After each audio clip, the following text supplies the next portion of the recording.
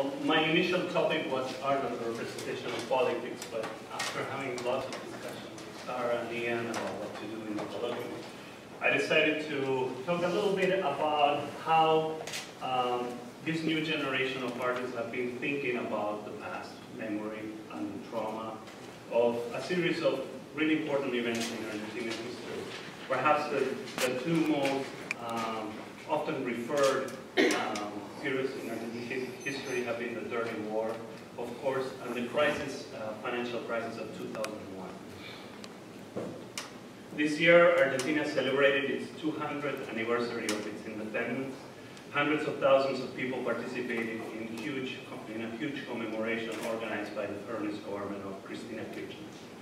Part of the festivities took place around the Plaza de Mayo, the most symbolically charged place in Argentina's political imaginary. A few decades ago, the Mothers of Plaza de Mayo, Argentina's emblematic human rights organization, marched in defiance of the regime that had kidnapped and disappeared their husbands and their children.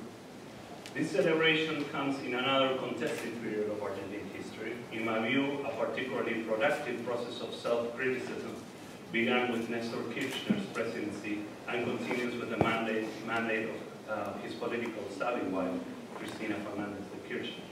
Some of Fernandez's accomplishments are the creation in 2007 of the Ministry of Justice, Security and Human Rights. With the support of non-governmental organizations, the ministry has provided the judicial system the necessary support to carry on dozens of trials to high-ranking members of the military, the police, the church, for crimes against humanity and genocide. So there was a different tone to these festivities this year. A recent exhibition in the Civic Museum in Buenos Aires, a very small museum in a very beautiful part of the city called Palermo, was entitled "Serás lo que debo hacer, Bicentenario de la Patria." You will become what you should be, the country's bicentennial.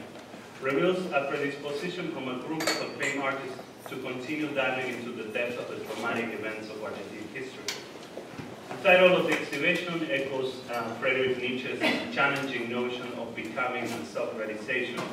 Nietzsche believed that a person should not fall victim to the traumatic events that shape his or her past, but must rather labor to recognize in these events, as painful as they may be, the roots of his or her identity.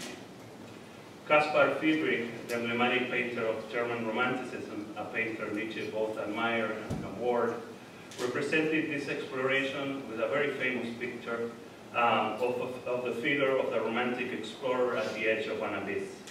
It is a heroic depiction of the artist, the hero of modernity, that in his quest for prominence seeks out the limits of civilization to look into the depths of the destructive forces of nature. The artists featured in the Civic Museum exhibition embraced this desire for exploration, but their approach differs dramatically from Friedrich's romantic hero. Their exploration is rooted in an investigation of their nation's social history, one that takes into account the Spanish colonial project, genocidal campaigns, class struggles, and the lack of mediums to express the continent's reality.